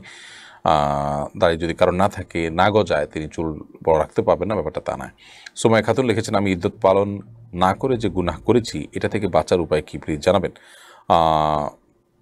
ইদ্যত পালন করেন নাই বলতে, যদি স্বামীর মৃত্যুর পর যে ইদ্যত পালন করতে হয় সেটা যদি না করেন তাহলে আপনি আল্লাহর কাছে ইস্তেগফার করবেন, তওবা করবেন। আর তালাকপ্রাপ্ত হয়ে থাকলে ইদ্যত পালন ছাড়া যদি ইদ্যতের মধ্যে বিয়ে করে থাকেন তাহলে আপনাকে অবশ্যই সেটার সংশোধন করতে হবে, সেটার কারেকশন করতে হবে, তা নাহলে আপনার বিয়ে বিশুদ্ধ হবে না, এটা বাতিল হবে। শুক্তারা এড়ে থেকে আপনি লিখেছেন, আমার হাজব্যান্ড চায় আমি ছোট কালো টিপ দেই কপালে, শুধু হাজব্যান্ডের সামনে কি টিপ ব্যবহার করা যাবে? আপনি হাজব্যান্ডের সামনে সৌন্দর্যের জন্য অবশ্যই টিপ ব্যবহার করতে পারেন, তিনি যদি ছোট কালো টিপ দিতে পারেন কোনো অসুবিধা নেই, এটা দিতে পারেন। গুলজার হোসেন লিখেছেন, বদনজরে কি মানুষের মৃত্যু হতে পারে জানাবেন? অবশ্যই। বদনজর এটা এমন একটা বিষয় যে এটি মানুষকে ধ্বংসের শেষ প্রান্তে পর্যন্ত নিয়ে যেতে পারে, এত ভয়াবহ হতে পারে। এই জন্যই তো সকাল সন্ধ্যার দোয়াগুলো, অন্যান্য রক্ষা কবচ আমলগুলো আমাদের বেশি থেকে বেশি করা উচিত। হেলালুদ্দিন আপনি লিখেছেন, দেশের সার্বজনীন পেনশন স্কিম চালু হলো, অনেকে এটিকে সুদভিত্তিক বলছেন, এর কারণ কি? সরকারি চাকরিজীবীদের পেনশন দিলে সুদ হয় না, অন্যদের দিলে সুদ হয় কেন? দেখুন, প্রথমত সরকারি চাকরিজীবীদেরকে যে পেনশন দেন সেই পেনশনটা চাকরিজীবীদেরই প্রাপ্য, তাদেরকে দিচ্ছে সরকার, তাদের জিনিসটাই তাদেরকে জাস্ট বুঝিয়ে দিচ্ছেন, ব্যাপারটা সেরকম। আর অন্যদেরকে দিলে সেটা জায়েজ নয়। এর অনেক কারণের ভিতরে একটা কারণ হলো যে অন্যদের কাছ থেকে টাকা নিচ্ছেন, টাকা নিয়ে বিনিময়ে অতিরিক্ত টাকা দিচ্ছেন, কিংবা কোনো কোনো ক্ষেত্রে কমও দিতে পারেন। এই যে কোনো ক্ষেত্রে কম হতে পারে, কোনো ক্ষেত্রে বেশি হতে পারে, এটা গরার। এবং এখানে আকলু আমওয়াল নাস বিল বাতিল, অন্যভাবে আরেকজনের সম্পদ আত্মসাৎ করা হতে পারে, যেখানে কিছুই দেওয়া হয়নি, সবগুলোই আমার থেকে গেল, কম হয়েছে, বেশি হয়েছে। বেশি যদি হয় তাহলে সেক্ষেত্রে আমি যা দিলাম তার চাইতে বেশি হলো। এটা কিসের ভিত্তিতে? বাণিজ্যিক ভিত্তি ছাড়া আপনি কাউকে টাকা দিয়ে ইনভেস্ট করে সেখানে নির্দিষ্ট পরিমাণ আপনার অতিরিক্ত টাকা বা অতিরিক্ত টাকা আপনি নিলেন কোনো বাণিজ্যিক ভিত্তি ছাড়া, বলে কয়ে আলোচনার সাপেক্ষে, এটা তো সুদের অন্তর্ভুক্ত হয়। সব মিলিয়ে এটি নাজায়েজ। এবং কনভেনশনাল যে আপনার ইন্স্যুরেন্স আছে হুবহু এটা তার নকল, এবং সেই কনভেনশনাল ইন্স্যুরেন্সটা যেরকম হারাম এটাও ঠিক একইভাবে হারাম। ওইটাকে ওলামা ইকরাম যেরকম সারা দুনিয়াতে নাজায়েজ বলেছেন, এটি একই জিনিস হওয়ার কারণে এটিও নাজায়েজ। অতএব সরকারি চাকরিজীবীদের পেনশন আর সার্বজনীন পেনশন দুটো এক জিনিস নয়। সার্বজনীন পেনশন যেটি ঘোষিত হয়েছে, যে স্কিম, সেখানে মানুষ টাকা দিবে, বিনিময়ে সে একটা নির্দিষ্ট পর্যন্ত তিনি পেনশন পেতে থাকবেন। অতএব এখানে গিভ অ্যান্ড টেকের ব্যাপার, আর সরকারি চাকরিদের ব্যাপারটা সেরকম নয়, তাদের প্রাপ্য। এরপরে প্রশ্ন করেছেন সুমাইয়া খাতুন, আপনি লিখেছেন, আপনার প্রশ্ন তো দিয়েছি। গুলজার হাসান আপনি লিখেছেন, বদনজর থেকে বাঁচার উপায় কি? বদনজর থেকে বাঁচার জন্য প্রথমত সকাল সন্ধ্যার দোয়া এবং আমলগুলো করবেন। দ্বিতীয়ত বদনজর হতে পারে এমন জায়গা থেকে যথাসম্ভব নিজেকে সরিয়ে রাখবেন। আমরা অনেক সময় ছোটো ছোটো বাচ্চাদের সুন্দর ছবিগুলো ফেসবুকেতে দেই, যেটাতে মানুষের বদনজর লাগতে পারে। আপনি বলবেন অনেক অমুসলিম দিচ্ছে, যাদের আল্লাহর ভয় নাই, তারা তো অহরহ এই কাজগুলো করছে, ভিডিও করছে, তাদেরকে দিয়ে ব্লগ তৈরি করছে, কই তাদের তো কোনো সমস্যা হচ্ছে না। দেখুন, অনেক সমস্যা মানুষ ফিলও করে না, হচ্ছে কিন্তু মানুষ ফিল করে না, বিধায় বদনজরের যে ক্ষতির কারণ সেটি ক্ষতির কারণ হতে পারে, বদনজরের কারণে যে সমস্যা হতে পারে সেই সম্ভাবনার কথা কিন্তু নবী সাল্লাল্লাহু আলাইহি ওয়াসাল্লামের হাদিস থেকে পরিষ্কারভাবে প্রমাণিত। তিনি বলছেন আইন হক্কুন, অতএব বদনজরের কারণে ক্ষতি হওয়ার বিষয়টি এটি সত্য, এটা অসত্য কোনো বিষয় নয়। নাসরিন জাহান মিনা লিখেছেন, পিরিয়ডের 10-12 দিন পর যদি আরও একবার পিরিয়ড দেখা যায়, আবার ওই দিনই শেষ হয়, তাহলে কি আমি পরের ওয়াক্তের নামাজ পড়তে পারবো? আপনার পিরিয়ডের একটা নির্দিষ্ট সময় আছে, এর আগে হয়েছে, অল্প সময় হয়েছে, তাহলে এটাকে আপনি অসুস্থতা হিসাবে দেখবেন এবং আপনি নামাজ কন্টিনিউ করবেন। রানা মিয়া লিখেছেন, আমি আল্লাহর নামে অনেকবার কসম করেছি, কিন্তু সেই কসম রাখতে পারিনি, তাই আমি একবার কাফফারা দিয়েছি, 3টা সিয়াম পালন করেছি। প্রত্যেক কসম ভাঙার জন্য কি আলাদা কাফফারা দিতে হবে? দেখুন, আপনি যদি একই বিষয়ে একাধিকবার কসম করে থাকেন, ইনশাআল্লাহ বিদিনিল্লাহ আপনার একটা কাফফারাতে আপনার জন্য যথেষ্ট হবে। রাইসা ইয়াসির আরাফাত আপনি লিখেছেন, আমার ছেলে বন্ধুদের পাল্লায় পড়ে খারাপ কাজে আসক্ত হয়ে গেছি, আমি ওর অভিভাবক হিসাবে কি করতে পারি? আমার ছেলে বন্ধুদের পাল্লায় পড়ে খারাপ কাজে আসক্ত হয়ে গেছে, আমি ওর অভিভাবক হিসাবে কী করতে পারি? তার জন্য সবচেয়ে ভালো হবে আপনি পরিবেশটা পরিবর্তন করার বা তার জন্য ভালো পরিবেশ প্রোভাইড করার জন্য আপনি উদ্যোগ নেন। কোনো পরিবেশ থেকে প্রয়োজনে অনেক দূরে তাকে নিয়ে যান, সেখানে ভিন্ন কোনো পরিবেশ তাকে দেন, আর সেই সাথে বদভ্যাস তৈরি হয়েছে যে উপকরণগুলো দিয়ে, সেগুলো থেকে তাকে বিচ্ছিন্ন করার জন্য সব উদ্যোগগুলো আপনি গ্রহণ করেন এবং সেই সাথে আল্লাহ তার কাছে দোয়াও অব্যাহত রাখেন। কাউন্সেলিং তো আপনি করাবেনই, যাকে দিয়ে কাউন্সেলিং করলে তার মধ্যে প্রভাব পড়বে, নিশ্চয়ই তাদেরকে দিয়ে কাউন্সেলিং করাবেন। আল্লাহ বলেছেন, ওয়াদাক্কির ফাইন্না যিকরা তানফাউল মুমিনিন, তুমি উপদেশ দাও, মানুষের উপকারে আসে উপদেশ দিলে, অতএব সে উপদেশটা অব্যাহত রাখতে হবে, কাউন্সেলিংটা অব্যাহত রাখতে হবে। নজরুল ইসলাম আপনি লিখেছেন, বর্তমান বিশ্বের যে অবস্থা, তাতে আমার মনে হয় আমি আমার সন্তানদেরকে ধর্মের পথে রাখতে পারবো না, তাই যদি বিয়ে করে সন্তান জন্ম না দেই তাহলে কি পাপ হবে? না, আপনি এই যুক্তিতে সন্তান জন্ম দিবেন না যে মানুষ করা যাবে না, ব্যাপারটা মোটেও গ্রহণযোগ্য নয়। হয়তো চ্যালেঞ্জিং, হয়তো অসুবিধা তৈরি হতে পারে, সেই সম্ভাবনার কারণে আপনি আপনার এটাকে মানে পুরো বিষয়টা থেকে আপনি দূরে থাকবেন। ব্যাপারটা শরিয়ার যে মূল মেজাজ তার সাথে কিন্তু যায় না, বিধায় এক্ষেত্রে আপনাকে চেষ্টা করতে হবে সন্তানকে ভালো করার মতো সেরকম পরিবেশে আপনি যাবেন, সেরকম পরিবেশে থাকবেন, স্ট্রাগল করবেন যথাসম্ভব। তারপরে যদি এমন হয় যে এখানে সন্তান হলে নিশ্চিত সে ঈমান এবং কুফুরের প্রশ্ন তার এরকম যদি হয় এবং প্রবল সম্ভাবনা থাকে তার নষ্ট হয়ে যাওয়ার, তাহলে সেক্ষেত্রে আপনি বিরত থাকলেন, বা তাহলে সেক্ষেত্রে আপনি সন্তান নিলেন না। এটা সাময়িক সময়ের জন্য, সাময়িক পরিস্থিতির ভিত্তিতে এটি জায়েজ হতে পারে। এসব জুবাইর শরীফ লিখেছেন, আপন বাবার মৃত্যুর পর মায়ের দ্বিতীয় স্বামীকে কি বাবা বলে ডাকা যাবে? মায়ের স্বামী তিনি এক রকমের বাবা, আসল বাবা না হলেও সে অর্থে বাবা ডাকা যেতে পারে, কিন্তু বাবার জায়গায় তার নাম নয়, বরং নিজের জন্মদাতা পিতার নামে সব জায়গায় লিখতে হবে।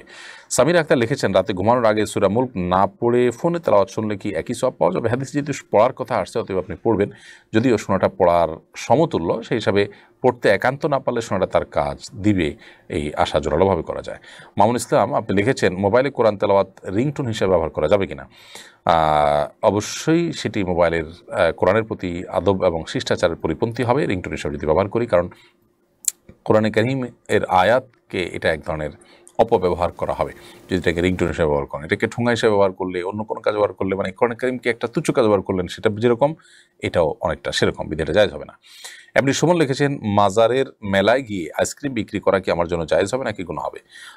যেখানে শিরক হয়, যেটা বেদাতের আসর, শিরকের আসর, সেখানে গিয়ে আপনি যদি কোনো আইটেম কেনা বেচা করেন, তাহলে সেখানে যারা যাচ্ছে, আপনি পরোক্ষভাবে তাদেরকে সেখানে তাদের সময়টাকে ভালোভাবে কাটাবার জন্য, সেটাকে এনজয় করার জন্য আপনি তাদেরকে একরকম সহযোগিতা করছেন, সেই জায়গা থেকে এটি জায়েজ হবে না।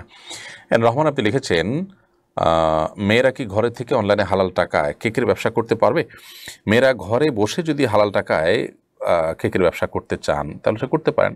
হালালের মধ্যে থেকে তিনি যদি করতে চান অবশ্যই করতে পারেন, কিন্তু তার যেন মার্কেটিংয়ের জন্য বেপরদেগি করতে না হয় এবং অন্য কোনো গুনাহের কাজে লিপ্ত হতে না হয়, সেটা তাকে লক্ষ্য রাখতে হবে। এমনি ইমরান নাজির লিখেছেন, আমি কিছুতেই নিজেকে পরিবর্তন করতে পারছি না, আমি কিভাবে নিজেকে পরিবর্তন করতে পারি? আপনি নিজেকে কোনোভাবেই পরিবর্তন করতে পারছেন না। পরিবর্তন করার জন্য প্রয়োজন হলো সান্নিধ্য, ভালো মানুষের সান্নিধ্য, ভালো পরিবেশ পাওয়া। এটা হলো নিজেকে পরিবর্তন করার জন্য গুরুত্বপূর্ণ একটা পয়েন্ট, বিধায় সেই জিনিসটি আপনি করার চেষ্টা করবেন। তৌহিদ হাসান আপনি লিখেছেন, গর্ভবতী মহিলাদের শোয়া এবং ঘুমানোর সুন্নাহ সম্মত পদ্ধতি কি? আর গর্ভকালীন সময়ে মেয়েরা কি কি সুন্নাহ পালন করলে আল্লাহ নেক সন্তান দান করবেন। গর্ভবতী মেয়েরা শোয়া এবং ঘুমের জন্য বিশেষ কোনো সুন্নাহসম্মত পদ্ধতি নেই, বরং ডাক্তারগণ তাদের জন্য যেভাবে শোয়াটাকে আপনার অ্যাডভাইস করবেন সেটাই তারা গ্রহণ করবেন, যেটা তাদের জন্য উপকারী বা অভিজ্ঞতার আলোকে যেটি প্রমাণিত সেটি তারা করবেন। শরীরের ক্ষেত্রে আলাদা কোনো নির্দেশনা নেই।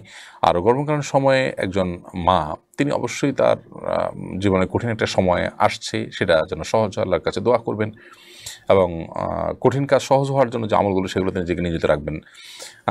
এবং সেই সাথে গর্ভাবস্থায় কোরআন তেলাওয়াত নেক আমল করলে সন্তানের মধ্যে তার ইতিবাচক প্রভাব পড়ে, সে কাজগুলো করবেন। গুনাহের কাজগুলোতে বেঁচে থাকবেন। হারাম ভক্ষণ করলে, গীবত শেখাইতে লিপ্ত থাকলে সন্তানের মধ্যে তার বাজে প্রভাব পড়েই পড়ে, এই যে অভিজ্ঞতা দ্বারাই প্রমাণিত। সেই জন্য এগুলো থেকে বেঁচে থাকার চেষ্টা করবেন। কিন্তু আলাদা করে পার্টিকুলার কোনো আমল বলা হয়নি যে গর্ভাবস্থায় এই আমলগুলো সুন্নাহ।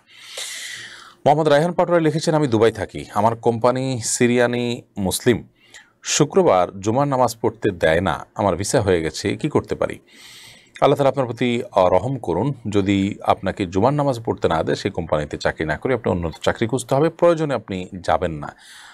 ভিসা হয়ে গেছে তারপর জানতে পেরেছেন, তাহলে সেক্ষেত্রে আপনি সেখানে 2-4 জন মিলে জুমার মানে জামাত খুব সংক্ষেপে হলেও কায়েম করবেন এবং যতদিন পর্যন্ত বিকল্প পথ না পাওয়া যাদের মধ্যে আপনি চাকরি করলেন কিন্তু জুমা নিজেরা পড়ে নিলেন, এভাবে আপনি করতে পারেন। রুল কবির আপনি লিখেছেন, টিকটিকি মারলে কি গুনাহ হবে? টিকটিকি মারলে যদি টিকটিকি আপনার উপদ্রবের কারণ হয় তাহলে মারলে গুনাহ হবে কেন? অবশ্যই গুনাহ হবে না। আব্দুল্লাহ মাহমুদি আপনি লিখেছেন, অন্যান্য হালাল খাদ্যের পাশাপাশি কখনো কখনো শূকরের মাংস প্যাকেজিং করতে হয়, এমন হোটেলে চাকরি করলে ইনকাম কি বৈধ হবে? বেশিরভাগ ক্ষেত্রে আপনার হালাল গোশত নিয়ে কাজ করেন, কখনো কখনো হারাম গোশত নিয়ে কাজ করতে হয়, তাহলে যেটুকু হারাম কাজ করতে হয় ওইটুকু হারাম আপনার জন্য। যদি আপনার কাছে কোনোভাবে বিকল্প থাকে, হোক সেটা কম সম্মানিতে, কম স্যালারিতে, তাহলে অবশ্যই আপনার সেই বিকল্প চাকরিতে যাওয়া উচিত যেখানে আপনার কোনো হারাম কিছু করতে হয় না। হারাম সেটা পরিমাণ অল্প হলেও সেটা হারাম, যেহেতু এখানে বেশিরভাগ কাজই আপনার হালাল, অতএব আপনার পুরো উপার্জনটা হারাম হবে না, জাস্ট সেটুকু আমি বোঝাতে চেয়েছি। হাসান আহমদ লিখেছেন, দুবাইতে শুক্রবার ছুটি বন্ধ করে দেওয়া হয়েছে, তাই বৃহস্পতিবার রাতে গোসল করলে জুমার নামাজ হবে কিনা? হ্যাঁ, অবশ্যই হবে এবং বৃহস্পতিবার রাতের গোসলটা জুমার দিনের গোসল হিসাবে বিবেচিত হবে। এরপরে মনসুরা খান আপনি লিখেছেন, কারোর সাথে খারাপ ব্যবহার করার পর ভুল বুঝতে পেরে ক্ষমা চাইলাম, সে মুখে বলল ক্ষমা করলাম কিন্তু অন্তর থেকে মাফ করলো না, এক্ষেত্রে করণীয় কি? যদি আপনি বুঝতে পারেন যে মুখ থেকে মাফ করেছে, তাহলে তার অন্তর থেকে মাপ পাওয়ার জন্য আপনি সেইভাবে মাপ চাইবেন এবং নিবেদন করবেন। তারপরও যদি তিনি না করেন, শক্ত থাকেন, আপনি আল্লাহর শরণাপন্ন হবেন, আশা করা যায় আল্লাহ সুবহানাহু ওয়া তাআলা আপনাকে তার কাছ থেকে মাপ পাইয়ে দিবেন এবং দায়মুক্ত করবেন যদি আল্লাহ খুশি করতে পারেন। আর দায় সারা মাপ তার কাছ থেকে নিয়ে আপনি চলে গেলেন, সেটি অবশ্যই আপনার জন্য দায়িত্বশীলতার পরিচয় হবে না। নওশিন জাহান লিখেছেন, আমি অনেকদিন ধরে একটা হারাম সম্পর্কে আছি এবং আমি এই সম্পর্কে থেকে কোনোভাবেই বের হতে পারছি না, আমি কী করতে পারি? আল্লাহ তাআলা আপনার প্রতি রহম করুন। প্রথমত হারাম সম্পর্কে বাঁচার জন্য বিবাহের উদ্যোগ গ্রহণ করতে হবে যদি আপনি অবিবাহিত হতে থাকেন। আর বিবাহের উদ্যোগ গ্রহণ করার মতো নয়, আপনি নিজে বিবাহিত যদি এরকম হয়, তাহলে সেক্ষেত্রে অবশ্যই সে ব্যক্তির সাথে সম্পর্কের সকল মাধ্যমগুলোকে ছিন্ন করে ফেলতে হবে। প্রয়োজনে যে নাম্বার যোগাযোগ করেন সেটি ডিলিট করে ফেলবেন, নিজের সিম চেঞ্জ করে ফেলবেন, অন্য আপনার কোনো জায়গায় চলে যাবেন যেখানে তার সাথে যোগাযোগ হয় না, সোশ্যাল মিডিয়া ইত্যাদিতে যোগাযোগ হলে সেগুলো থেকে আপনি ডিঅ্যাক্টিভ হয়ে বের হয়ে চলে আসবেন। এক কথায় একটা অপারেশনমূলক একটা কি বলে এটাকে আত্মশাসনমূলক বড় কোনো ডিসিশন আপনাকে যেতে হবে, সেই সাথে আল্লাহ তাআলার কাছে পানা চাইবেন, চোখের পানি ফেলবেন। আল্লাহ তাআলা আপনার প্রতি রহম করুক। রুমানা নাসির লিখেছেন, আমি সমস্যায় পড়ে বাপের বাড়ি এসেছি, ছোট ভাই ছাড়া কেউ চায় না বাপের বাড়ি থাকি, নিজ খরচে খাই, তবুও তারা আমাকে কটু কথা শোনায়, আমার করণীয় কি? অবশ্যই আপনি সবর করবেন এবং আপনি এই অবস্থা থেকে বের হওয়ার চেষ্টা করবেন। তারা যেটা করছে সেটা অন্যায়, সন্দেহাতীতভাবে তাদেরকে সংশোধন করাবার জন্য কাউকে দিয়ে যদি বোঝাতে পারেন, কাউকে দিয়ে নাসিহা করতে পারেন, সেটি আপনি করবেন, দোয়া করবেন আল্লাহ তাআলার কাছে। আর নিজের প্রশান্তির জন্য এবং তাদের সাথে সম্পর্কের অবনতি যেন না হয় সেটার জন্য নিজে আলাদা হওয়ার সুযোগ থাকলে নিজে, যদি আপনি অবিবাহিত হন, আপনার পুরো অবস্থা আমি জানি না, তাহলে সেক্ষেত্রে বিয়ের উদ্যোগ নেবেন। আর যদি আপনার স্বামীর সাথে অভিমান থাকে, সেই অভিমানটা কমাবার চেষ্টা করবেন। সর্বাবস্থায় আপনার ভাইরা অন্যায় করছে, কোনো মেয়ে বিপদগ্রস্ত হয়ে বাবার বাড়ি আসার পর যদি তার উপার্জন না থাকে, তাহলে সেক্ষেত্রে ভাইরা, বাবা এবং ভাই তাদের কর্তব্য তাকে ভরণ পোষণ দেওয়া, সেখানে নিজের খাওয়ার পরও নিজের খরচে তিনি খাওয়া খরচ বেয়ার করার পরও যদি তাকে কটু কথা শোনে, সেটা অবশ্যই দর্শনীয় এবং গর্হিত। এবার নুরুল ইসলাম নাহিদ আপনি লিখেছেন, বড়লোক চাচাতো ভাই যদি আমাকে জাকাত দেয় তাহলে কি আমি সেই জাকাতের টাকা আবার দান করতে পারবো? হ্যাঁ, পারবেন। আপনি খেতে পারেন, দানও করতে পারেন যদি আপনি জাকাতের হকদার হয়ে থাকেন। মোহাম্মদ আতাউল্লাহ আবি লিখেছেন, পরীক্ষা দেখে দেখে লিখলে গুনাহ হবে কিনা? অবশ্যই দেখে দেখে লিখলে গুনাহ হবে, আমানতের খেয়ানত হবে। আপনি যতটুকু জানেন পারেন মুখস্থ থেকে ততটুকু আপনি লিখবেন, এর বেশি আপনি যদি করেন তাহলে সেক্ষেত্রে সেটি অবশ্যই গুনাহের কারণ হবে। নাহিয়ান কবির পলক লিখেছেন, সফরে থাকা অবস্থায় যখন 4 রাকাত বিশিষ্ট নামাজ কসর পড়ব, তখন যদি জামাতে নামাজ পড়ি তখন কি আমি 2 রাকাত নামাজ পড়েই নিজে নিজে সালাম ফিরিয়ে নিব, নাকি ইমামের সাথে 4 রাকাত পড়ব, নাকি নিজে নিজে 2 রাকাত পড়ে বসে থেকে ইমামের সাথে সালাম ফেরাবো? দেখুন, সফর অবস্থা 4 রাকাত বিশিষ্ট নামাজ যদি আপনি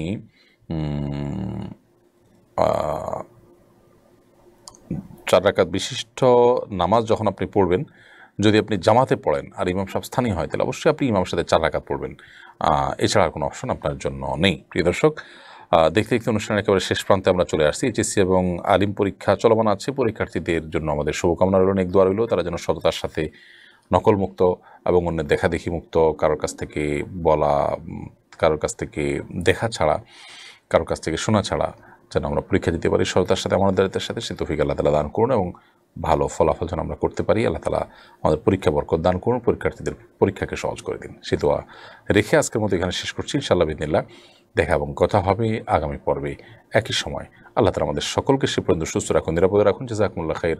আসসালামু আলাইকুম ওয়া রাহমাতুল্লাহি ওয়া বারাকাতুহু।